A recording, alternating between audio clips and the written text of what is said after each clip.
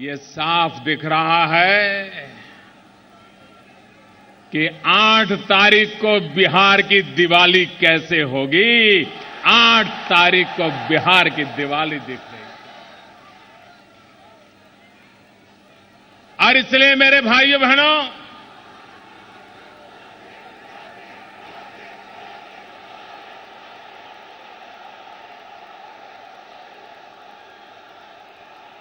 ये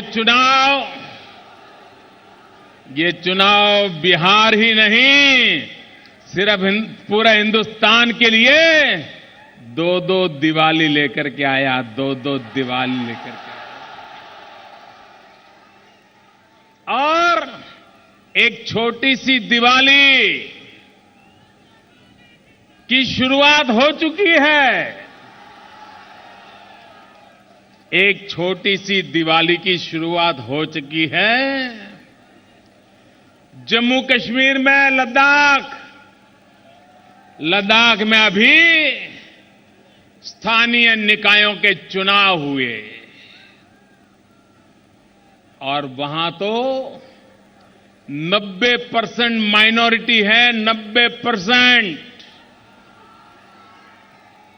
जहां 90% माइनॉरिटी है, उस लेह लद्दाख के अंदर वहां के लोगों ने एक छोटी दिवाली मनाई।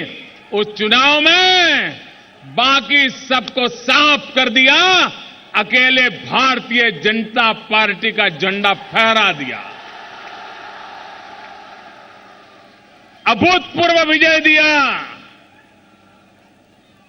पिछले चुनाव में लेह लद्दाख में कांग्रेस पार्टी 22 सदस्यों के साथ राज करती थी। वहां की जनता ने साफ कर दिया। 5 पे आ गए। 5 पे।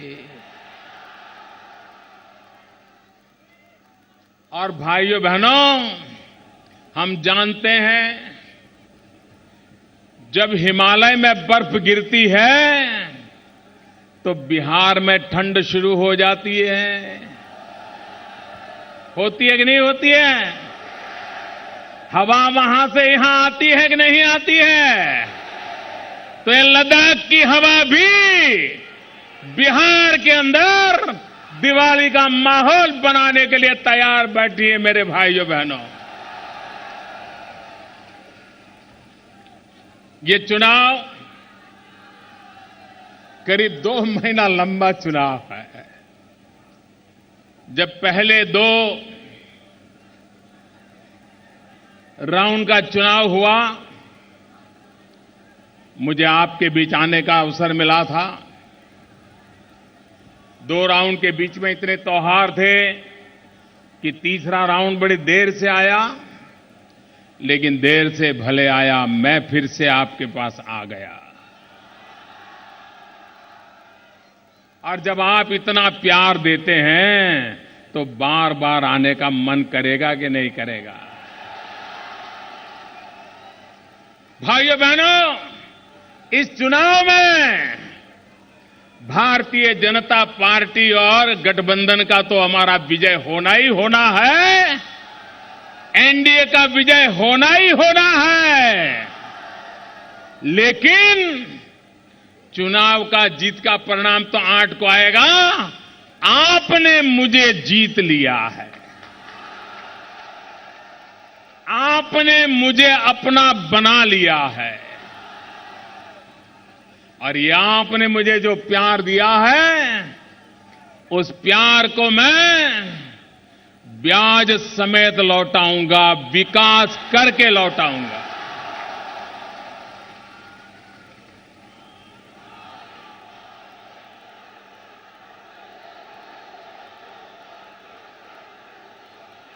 नौजवान, मुझे बताइए, जब 2019 में लोकसभा का चुनाव होगा, जरा मेरी बात ध्यान से सुनिए। जब 2019 में लोकसभा का चुनाव होगा, हम लोग फिर से आपसे वोट मांगने आएंगे। जब मैं 2019 में आपके पास आऊंगा, तब मुझे आपको मेरे काम का हिसाब देना पड़ेगा कि नहीं देना पड़ेगा? हिसाब देना चाहिए कि नहीं देना चाहिए? कितना काम हुआ, कितना नहीं हुआ, वो मुझे लोगों को बताना चाहिए कि नहीं बताना चाहिए? लोकतंत्र में ये मेरी जिम्मेवारी बनेगी कि नहीं बनेगी? तो भाइयों बहनों, ये बड़ा भाई और छोटा भाई, ये बड़ा भाई और छोटा भाई जो चुनाव के मैदान में आए हैं, इन्होंने 25 साल तक बिहार में अपना राज किया है। उन्होंने अपने काम का हिसाब देना चाहिए। बड़े भाई छोटे भाई ने अपने काम का हिसाब देना चाहिए। पाई पाई का हिसाब देना चाहिए। पल पल का हिसाब देना चाहिए। आधा चुनाव का समय पूरा हो गया, क्या वो अपने काम का हिसाब दे रहे हैं? क्या किया बताते हैं कि नहीं? किसके लिए किया बताते हैं क्या? क्यों किया बताते हैं क्या? कब किया बताते हैं क्या? भाइयों बहनों, ये लोकतंत्र का सीधा सीधा अपमान है। लालू जी, नीतीश जी, आपके दिन समाप्त हो चुके हैं। वो दिन चले गए जब आप भावनाएं भड़का करके बिहार के भविष्य को रौंदते रहते थे। अब बिहार का नौजवान जाग चुका है। बिहार का जमीर जाग चुका है। बिहार के सपने जाग चुके हैं। बिहार का संकल्प जाग चुका है। अब आप बिहार के नौजवानों के सपनों को कुचल नहीं पाओगे। भाइयों बहनों, ये चुनाव आप देख लीजिए, हमारे जितने भी नेता हैं वे चुनाव में क्या भाषण करते हैं। हम विकास की बात करते हैं, हम बिहार के नौजवानों को रोजगार की बात करते हैं, हम बिहार में किसानों के खेत में पानी पहुंचाने की बात करते हैं, हम बिहार के गांव के अंदर बिजली पहुंचाने की बात करते हैं। और वे लोग क्या बोलते हैं? उनकी चुनाव की सभा में 80% समय 80% मोदी मोदी मोदी यही चला रहता है। मोदी ने ये किया, मोदी ने वो किया, मोदी ऐसा है, मोदी वैसा है, मोदी ये करता था, मोदी वो करता था। अरे भाई, मोदी जैसा है वैसा है, इस देश की जनता ने उसको आशीर्वाद दिया है। सवाल आप बताइए, आपने बिहार की दशा क्यों की? कोई मुझे बताइए भैया। आज बिहार में हमारे नौजवानों का पलायन ये चिंता का विषय है कि नहीं है? पूरी ताकत से बताओ, नौजवान ये चिंता का विषय है कि नहीं है? कौन नौजवान है मुझे बताइए, कौन नौजवान है जो अपने बूढ़े मां बाप को छोड़ करके गांव और बिहार छोड़ करके जाना चाहता है? कोई नहीं जाना चाहता। हर कोई अपने गांव में रहना चाहते हैं, खेत खलिहान के बीच रहना चाहते हैं, अपने मां बाप के साथ रहने चाहते हैं, यार दोस्तों के साथ रहने चाहते हैं। लेकिन पापी पेट के लिए उनको यहां से सैकड़ों मील दूर जाना पड़ता है, झुग्गी झोपड़ी में जिंदगी गुजारनी पड़ती है। मैं जरा इन दोनों नेताओं से पूछना चाहता हूं, परम आदरणीय लोकतांत्रिक नीतीश बाबू, परम आदरणीय हिंदुस्तान के सबसे बड़े तांत्रिक का दावा करने वाले श्रीमान लालू जी, बिहार की जनता आपसे पूछना चाहती है कि बिहार के नौजवानों को बाहरी किसने बनाया? बिहार के नौजवान को बाहर जाने के लिए मजबूर किसने किया? बिहार के नौजवान को बाहर किसने धकेला? भाइयों बहनों, ये बाहरी की बात करने वालों से मैं पूछना चाहता हूं, ये मेरा अखूट संपत्ति, ये मेरे बिहार की ताकत, ये मेरे बिहार का सपना, ये मेरे बिहार के नौजवान, उनको बाहरी बनने के लिए आप दो लोगों ने मजबूर किया है। 25 साल में दो पीढ़ियों को आपने तबाह कर दिया, दो पीढ़ियों को तैयार कर दिया। आज से 25 साल पहले जो बच्चा पैदा हुआ था, आज रोजी रोटी के लिए बिहार के बाहर उसको भटकना पड़ रहा है। भाइयों बहनों, हम इस चुनाव में, मेरे भाइयों बहनों, हम एक ही मंत्र लेकर के आए हैं चुनाव में, विकास, विकास और विकास। हर समस्या का समाधान एक ही जड़ी बूटी में है, उस जड़ी बूटी का नाम है विकास। हर दुखों की एक ही दवाई है, उस दवाई का नाम है विकास। भाइयों बहनों, जब मैं विकास की बात करता हूं, जब मैं विकास की बात कर रहा हूं, तो मैं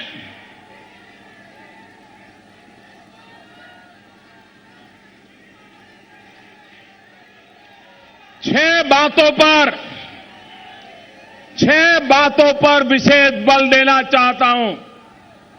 मेरे बिहार के भाइयों बहनों, मैं लंबे चौड़े वादे करने नहीं आया हूं, गुमराह करने नहीं आया हूं। मैं 6 सटीक बातें बताना चाहता हूं।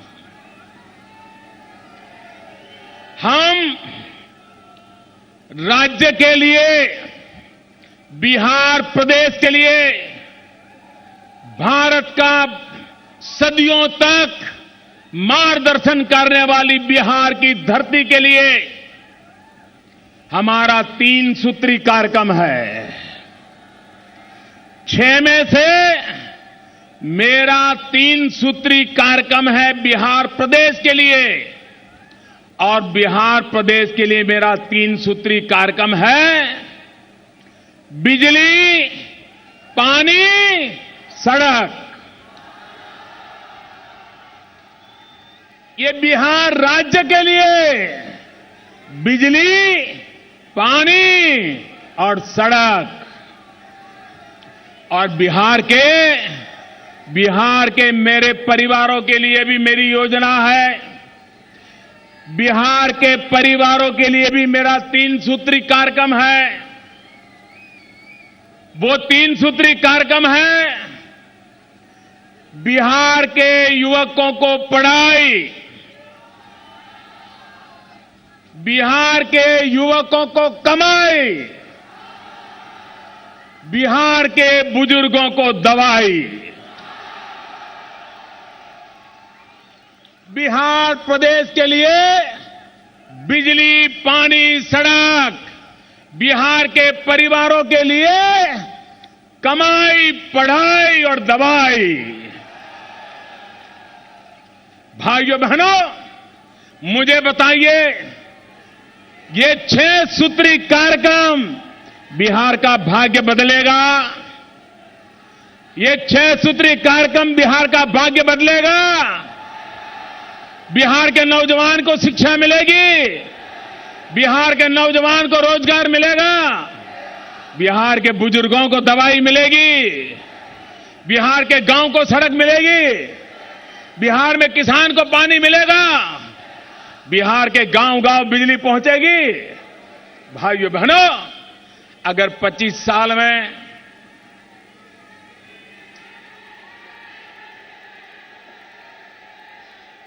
आप कुछ ना करते, इतना ही कर लेते तो भी बिहार का भाग्य बदल जाता। एक समय था यह भूभाग बिहार के औद्योगिक क्षेत्र में माना जाता था। चीनी के कारखाने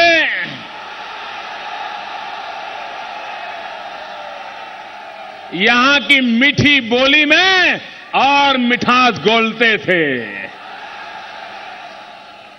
यहां के किसान की जेब में पैसा रहता था। आप मुझे बताइए, यहां से चॉकलेट हिंदुस्तान भर के लोग खाया करते थे। हिंदुस्तान भर के लोगों को यहां की जुबान भी मीठी लगती थी, यहां की चॉकलेट भी मीठी लगती थी। भाइयों बहनों, इसको ताले किसने लगाए? अगर ये 25 साल में बिजली पहुंची होती तो ये कारखाने चलते कि नहीं चलते? किसानों को गन्ने से फायदा होता कि नहीं होता? नौजवान को रोजगार मिलता कि नहीं मिलता? देश का भी भला होता कि नहीं होता? लेकिन उसको, इन लोगों को अपनी परिवार की चिंता के सिवाय और कोई चिंता इनको है नहीं। और इसलिए भाइयों बहनों, ये सारे कारखाने बंद पड़े हैं।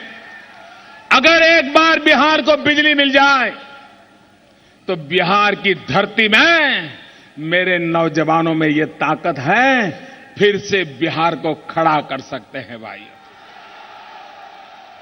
हम भूटान गए, नेपाल गए। भूटान और नेपाल में जाकर के पानी से चलने वाले बिजली के कारखाने लगाने का निर्णय किया, और जो बिजली हम बिहार को पहुंचाएंगे, बिहार को पहुंचाएंगे। भाइयों बहनों, जब भारतीय जनता पार्टी की नई सरकार बनेगी, मैं उनको कहूंगा कि सबसे पहले कमेटी का गठन करो और यहां पर फिर से उद्योग कैसे प्रारंभ हो उसकी पूरी छानबीन करो, यहां के नौजवान को रोजगार मिले। भाइयों बहनों, पड़ोस में सिवान है। कोई नौजवान घर में रहने की हिम्मत नहीं कर रहा है। जान बचाने के लिए सिवान से लोगों को बाहर भागना पड़ता है। और मैं तो हैरान हूं, ये बिहार का लोकतंत्र देखिए। मुझे बताया गया कि सिवान और उसके इलाके की टिकटें जेल में से बांटी जाती थी, जेल में से बांटी जाती थी। जेल में से जो टिकटें बांटी जाएगी, वो आपका भला करेंगे क्या? आपको सुरक्षा देंगे क्या? आपका भाग्य बदलेंगे क्या? भाइयों बहनों, हमारे परम आदरणीय श्रीमान नीतीश बाबू दिन रात मुझे याद करते रहते हैं।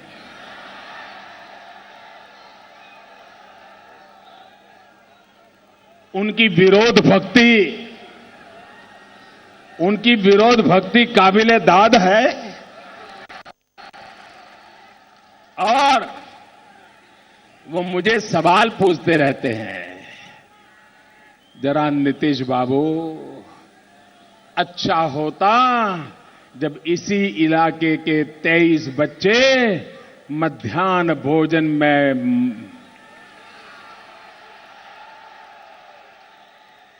अपनी जान गंवानी पड़ी।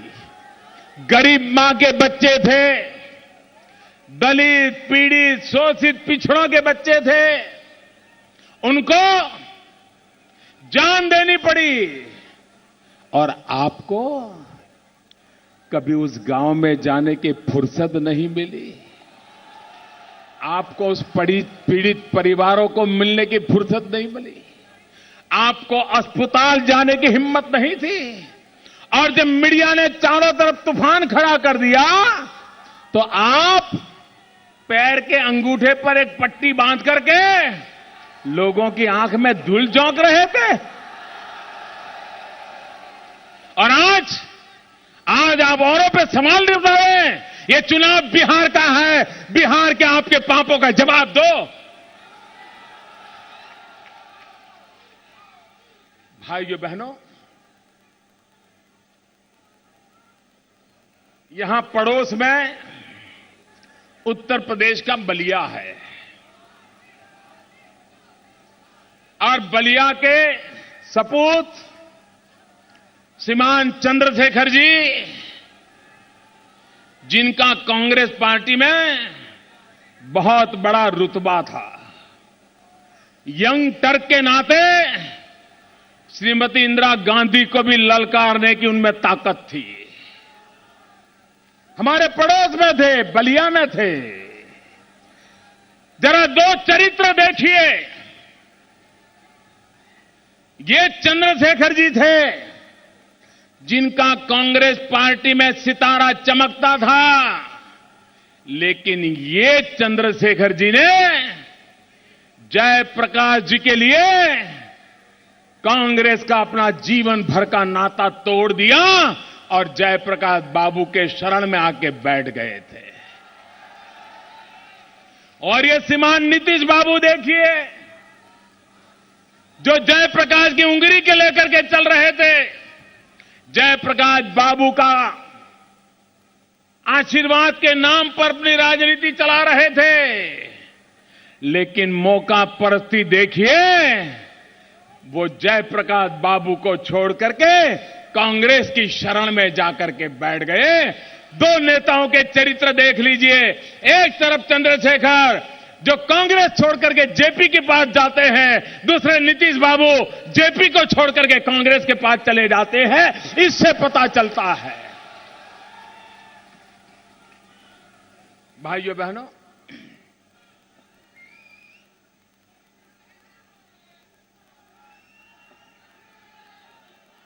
हम विकास के मार्ग पर जाना चाहते हैं, और इसलिए मैं कहना चाहता हूं, हमारे मनोज सिन्हा जी, हमारे रेलवे मंत्री यहां बैठे हुए हैं, वे एक बहुत बड़ी योजना इस इलाके के विकास के लिए लेकर काम कर रहे हैं। मरोहरा डीजल लोकोमोटिव, ये डीजल लोकोमोटिव काम आखिरी दौर पर पहुंच चुका है। यहां के नौजवान को रोजगार मिलेगा कि नहीं मिलेगा भाई? एक के बाद एक हम कदम उठाते जा रहे हैं, और जिसके तहत हमारे बिहार के नौजवान को रोजगार कैसे मिले। मैं आज से नहीं, मेरी पार्टी ने जब मुझे प्रधानमंत्री पद का उम्मीदवार घोषित किया था, चुनाव की 1 साल की देर थी, और मैंने दिल्ली की सभा में कहा था, हिंदुस्तान को आगे बढ़ना है तो भारत के पूर्वी हिंदुस्तान को सबसे पहले आगे बढ़ाना पड़ेगा। सिर्फ पश्चिमी हिंदुस्तान आगे बढ़ेगा तो भारत कभी आगे नहीं बढ़ पाएगा। भारत तभी आगे बढ़ेगा जैसे पश्चिम के राज्य आगे बढ़ रहे हैं, चाहे गोवा हो, महाराष्ट्र हो, गुजरात हो, राजस्थान हो, हरियाणा हो, पंजाब हो, जम्मू कश्मीर हो, वैसे ही पूर्वी उत्तर प्रदेश, बिहार, आसाम, बंगाल, नॉर्थ ईस्ट, उड़ीसा, ये प्रदेश पहली आवश्यकता है, उनकी प्रगति होनी चाहिए। और भाइयों बहनों, मैंने उसी दिन कहा था, हिंदुस्तान के सेकंड ग्रीन रिवॉल्यूशन, दूसरी हरित क्रांति, ये दूसरी हरित क्रांति का नेतृत्व बिहार की धरती से होने वाला है, बिहार की धरती से। और ये बात समझ करके मैंने भारत के कृषि मंत्री का दायित्व बिहार के नौजवान को दिया है, बिहार के हमारे साथी को दिया है और कृषि मंत्री के रूप में वो बिहार से कृषि क्रांति का आरंभ करने जा रहे हैं। भाइयों बहनों, हम बिजली पहुंचाना चाहते हैं। आज हिंदुस्तान में किसी एक राज्य में सबसे ज्यादा गांव बिजली अगर नहीं पहुंची है तो ये गांव प्रदेश का नाम है बिहार। ये इनके 25 साल के कुशासन का परिणाम है, बड़े भाई छोटे भाई के कुशासन का परिणाम है। और मुझे बताइए,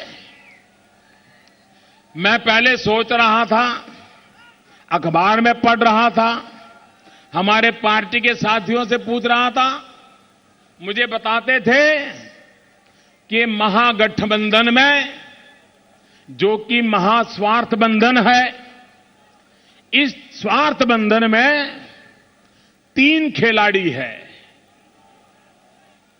एक बड़े भाई, एक छोटे भाई और एक मैडम।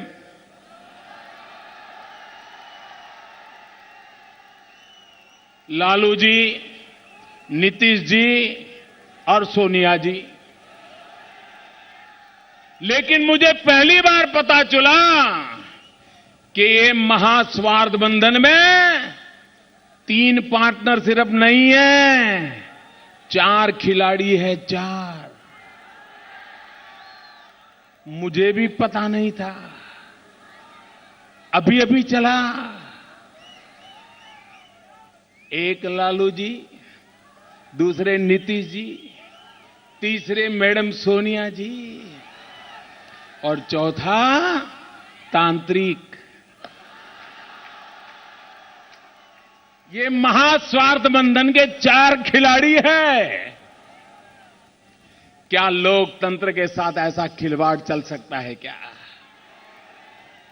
मुझे बताइए, दुनिया का कोई भी तांत्रिक बिहार के नौजवान को भ्रमित कर सकता है क्या? अरे लालू जी, आप काले कबूतर काटो, सफेद कबूतर काटो, मिर्ची का धुआं करो। अगर यही करना है तो आपकी पार्टी का नाम भी तो बदल दो, राष्ट्रीय जादू टोना दल बदल दो। और आप उसके मुखिया हिंदुस्तान के सबसे बड़े तांत्रिक।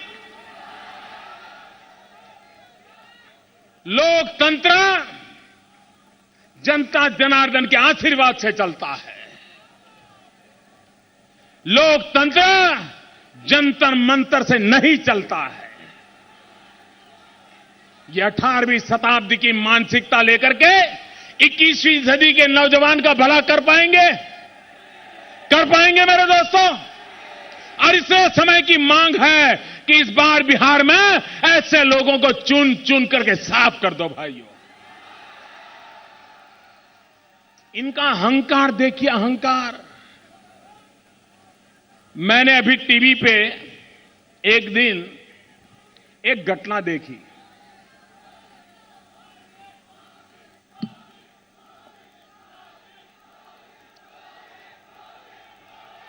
मैंने अभी टीवी पर एक घटना देखी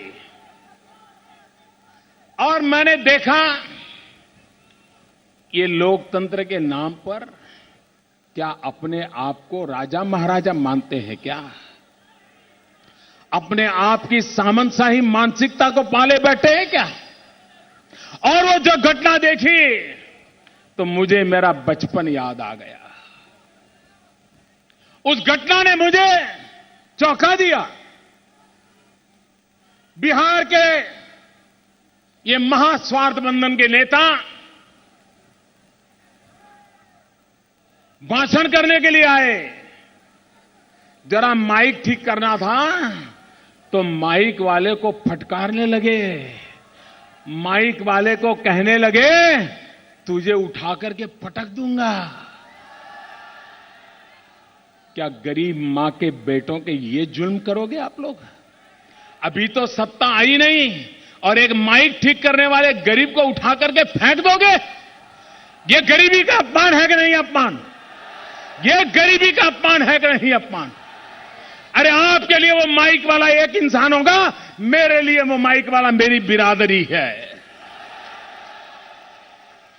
बचपन में मुझे याद है भाइयों बहनों, मैं जब चाय बेचता था तो कभी कभी रेलवे में ऐसा बाबू आ जाता था कि हमारी ऐसी पिटाई करता था और डिब्बे में चाय बेचते बेचते थे चालू गोड़ी से नीचे पटक देता था। मैं फिर से एक बार इनका ऐसी रूप देख रहा हूं, मुझे मेरा बचपन याद आता है। क्या गरीबों पर इस प्रकार से जुल्म करोगे? पटक देंगे? ये कौन सी राजा महाराजा ही चला करके बैठे हो? और इसलिए भाइयों बहनों, इस प्रकार की मानसिकता लेकर के जो चलते हैं उनको लोकतंत्र नहीं, और वो तो अपने 2 बेटों के लिए मेहनत कर रहे हैं। 2 बेटे भी इस बार पटना में दरवाजे उनके लिए खुलने वाले नहीं है भैया। भाइयों बहनों, मैं फिर एक बार बिहार के नौजवानों से पास आया हूं, मैं बिहार के किसानों के पास आया हूं, बिहार की माताओं बहनों के पास आया हूं, बिहार के भाग्य विधाताओं के पास आया हूं कि आप बिहार का भविष्य बदलने का संकल्प कीजिए, बिहार का भाग्य बदलने का संकल्प कीजिए। ये पलायन रुकना चाहिए, ये किसान सुखी होना चाहिए, ये बिजली पहुंचनी चाहिए, ये पढ़ाई की व्यवस्था होनी चाहिए, कमाई की व्यवस्था होनी चाहिए, गरीब को दवाई की व्यवस्था होनी चाहिए। और इसलिए भारतीय जनता पार्टी और एनडीए को विजयी बनाइए। मेरे साथ दोनों मुट्ठी बंद करके बोलिए, सभी उम्मीदवार आ जाएं, मेरे साथ दोनों मुट्ठी बंद करके बोलिए, भारत माता की ताकत पूरी दिखाइए, भारत माता की, भारत माता की, भारत माता की। बहुत बहुत धन्यवाद।